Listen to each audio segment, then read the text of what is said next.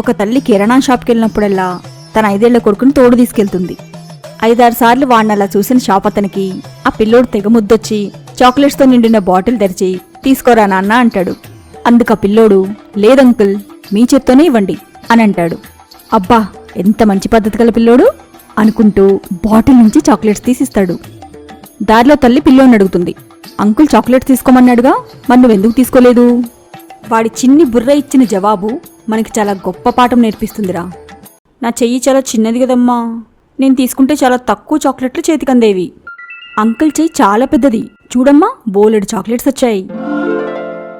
గుళ్ళకి గోపురాలకెళ్ళేది కోరికల కోసం కాదు, భక్తి ఇంకా మనశ్శాంతి కోసం.